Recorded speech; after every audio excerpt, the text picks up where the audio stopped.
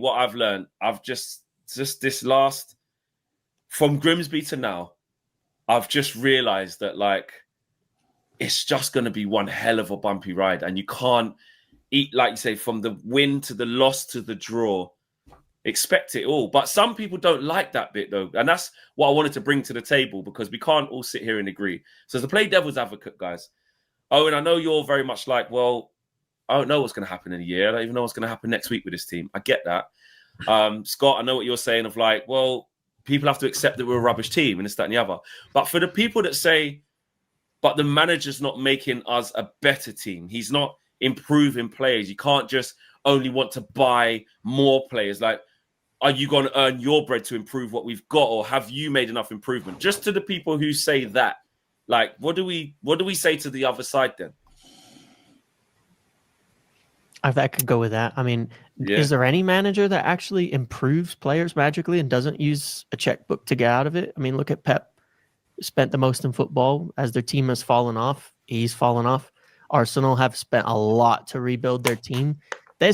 Arsenal's team looks nothing like the team Arteta took over. True. I mean, who's left from there? Saka was very young, right? When Arteta joined, he was very young. The rest of it's new. They spent 100 million on Rice. They spent a ton. Saliba they bought, who was out on loan. They bought Gabriel. It's a whole new team. The whole team. Did he show more improvement though with the team going the right way in the early stages? Maybe. I mean, maybe, right? Like, can't look past. Yeah, I mean, to be honest, ironically enough, people will probably say Oliver Glasner as an example to counter that, James. They will probably go like, he's lost his best players, and yet they still are, if anything, even a better team. Like the argument could be made with the game yesterday that, Palace that doesn't play on Thursday. I'd take Palace's whole spine over United's though, right exactly, now. Exactly. That doesn't tire out. So I think to answer your question, Flex, of those that would say there's not that much improvement, but for us, have there been any managers that have come into Manchester United and sort of radically made a lot of players better? Probably not. And I think what's different between us and a lot of other clubs, we saw it yesterday, is it's the pressure, it's the mentality. It does things to players. You're on it. Brian Mbeumo, first half, he caught the bozo gene. Is there not mileage though, whereby the same way how you can't lose your shit after every game, if you literally only look at game by game, you're in a position whereby you sometimes can't see what you truly are as an actual team. And what I mean by that is like, so you could win a few games in a condensed period or trickle along and get some wins. And that classic line of that's not sustainable. When you look at it about how good of a team you actually are, when you have to go to a better level or you're trying to kick on, it can make you sheltered to like, oh, we're in this small bubble that we've got some results against this team and this team. We're actually good. And then you go, but then the pushback, I'm just talking about some of the pushback from the other side. They go, well, you wasn't really that good. You played against a team that was tired from a Thursday. They dropped their level. The game should have been out of sight because I know could have, would have, could. I'm just talking from the other side. Mateta, you still gave up 3 golden opportunities. That's not sustainable. You can't keep winning like that. You can't keep being that, but thinking I'm okay because I'm just tricking along. The bigger picture is most games, you still don't know what's going to be put out there. The very fact that we're saying we don't know if we can beat West Ham, but it was really good second half against Palace, but it was total shit against Everton, but it was really good against Liverpool, but it was total shit against Brentford. The mere fact that we're doing that, does that not show that obviously then we still ain't a good team? I've got a question for you just to build on that, Flex. When you talk about being what is sustainable, how possible is it to actually be that sustainable anymore? Because the example is like Liverpool, they absolutely run away with the league last season. Now you watch them, you go, oh, shit. I was in this calendar year. That was just a few months ago. They were really great. I'm just sort of like, and I get it. When you look at us, you finished 15th last season, and there's a lot of building to do. But this, like, we've gone lower than anyone else, though. Consistent, constantly winning every single season. I don't know if that's feasible. But I hate Liverpool. They've got more mileage though of like, listen, the fall off is the fall off. But we was talking about this today on DR. The fall off is the fall off, but they're 4 points off third, even with that, that shit run. So yeah, but they were Premier League champions last year. And like, but the other good teams that you look at that are the good teams, it's different because the pound for pound. So you look at Brighton, you look at Villa, you look at Newcastle are on their way back up now. Like they've put in some consistency over the last few years where you go, they're good, they're going in the right direction. Have Newcastle though? Players. Newcastle been up and down. Newcastle have been up and down over the last few years. They've had Champions League finishes and then out of the Champions League. What was you going to say, Marcel? Well, sustainable for me then, Owen, would be described as X amount of wins per season for a certain amount of seasons. And I think Liverpool fit into that category. I think Arsenal fit into that category. I think Man City fit into that category. So in terms of we're football just clubs not there. being, miles off. we're just not at that level. So going onto what Flex was saying about looking at it game by game, I think we also have to look at the table doesn't lie and that kind of narrative. So when you look at, you can go by game by game, but then once you open it out to what the table's telling you, you look at yourself compared to the competition, and then you think about what's sustainable. It's like you need to have players within your team that are as good as the competition, that are playing sustainable football and winning 20 games a season, winning X amount of games a season. And that means up-regulating the quality of the players in your team. I mean, that's it. I agree with Marcel on that exactly, because the point you're making is all true, but it's like, but so what, do we have a team that can consistently play at a top 3, top 4 level? No, we don't. You talk about like why we look bad when we go on attack and things like that. I mean, some of it's mentality, some of it's things like that. There's a really, really simple reason we look bad when we try to dominate teams too. And it's because we have 2 34-year-olds in our midfield, and nothing's going to change that. Because when you talk about being too slow to press, too slow to close the gaps, Casemiro, no matter how good he is, he's never going to play with the levels, the speed of play as Caicedo or someone like. It's impossible. There's nothing we can do about it, right? So that's when you look to the squad and you say, until we improve the squad in these areas, this is just who we are. I a billion percent agree with that. One thing me and KG was talking about on the last Flexing KG show, it was literally this in the KG of like, I'm saying, bro, we just have to get ruthless now. And we need to get better players. Yeah. And I was throwing in names that some people didn't really like. And I know Mazraoui's come off the bench and just done really well, like to help Yora out and stuff like that.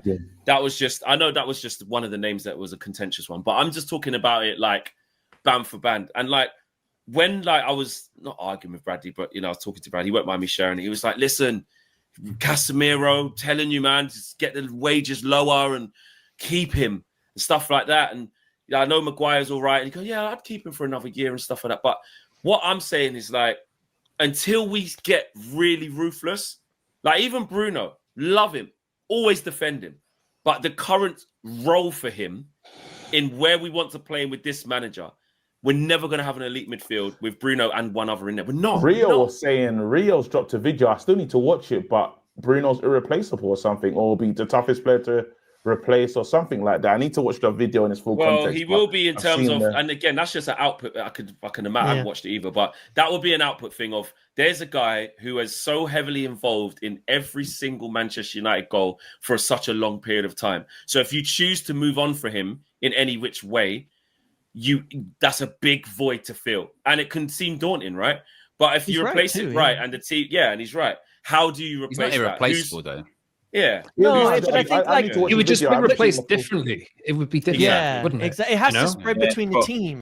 Scott, what do you think of this? When you say we got to get better players, which I think we all agree on this panel we do, because when you just look at the players that are there, the level is really bad in some areas, and in substitute areas is even worse. But when you say we need new players, and people say, but what about the manager though? He's crap.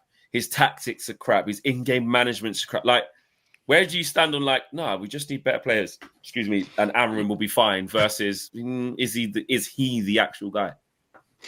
You need energy. Like you need energy like all over the pitch, especially in the middle.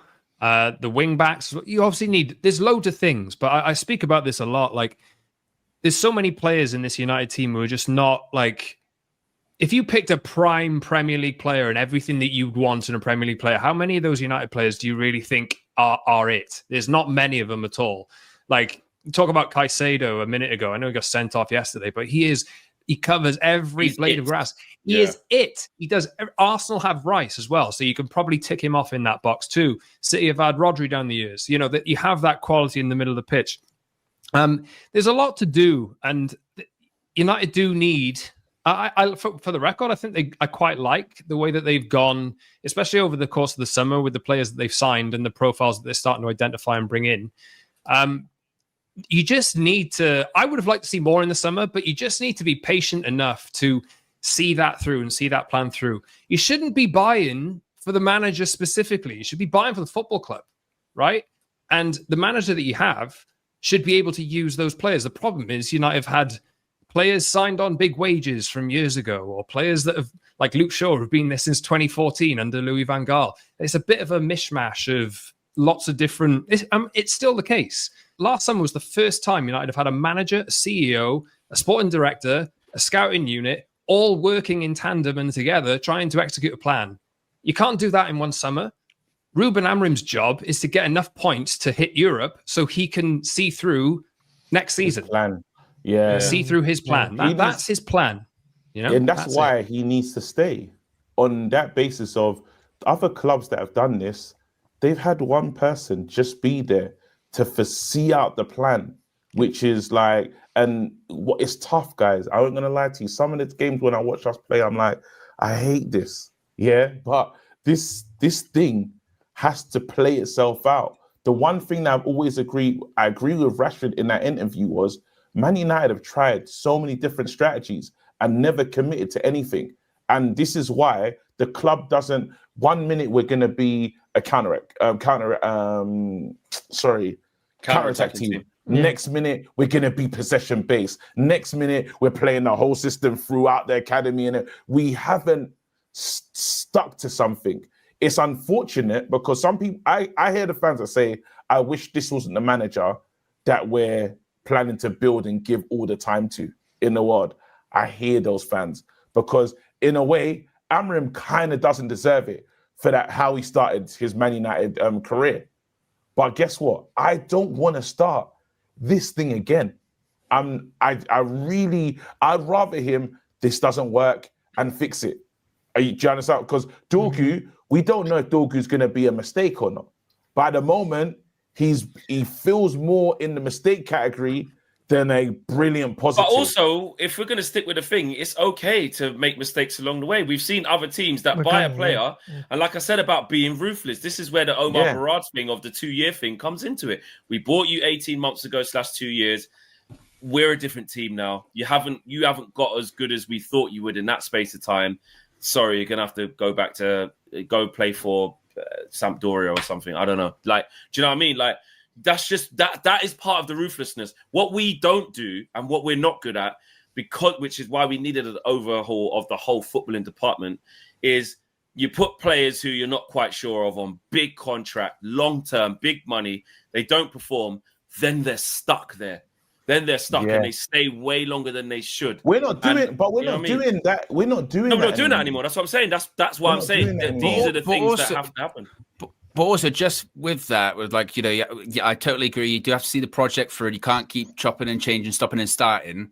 But just to clarify and confirm to those that will say this, that doesn't mean Amorim gets a free pass. That doesn't mean Amorim can lose every single game. If you don't get enough points, you get sacked. Because exactly, and like Scott mentioned it earlier on, and James mentioned it too, like Amorim still has the expectation, I think, of like, you do have to kind of be in some form of European competition next season. You know what I mean? No, that's the standard for him. Yeah. Exactly. I know. And the thing is as well, right? And like people can do, like you are completely entitled to think this way. The way I judge it, I'm looking at this season, from the start of this season to the end of this season. I'm looking at last season. It was absolutely crap. It was terrible, but I'm willing enough to just push that to a side because he didn't have an attack that really they were toothless. And you've only seen over the past week or so, 2 of the 3 attackers United signed in the summer, United have looked pretty toothless again up until the second half yesterday. That's the thing for me. You just need to look at it through a different lens. The way I'm judging Amorim now is on the points that this team have got this season.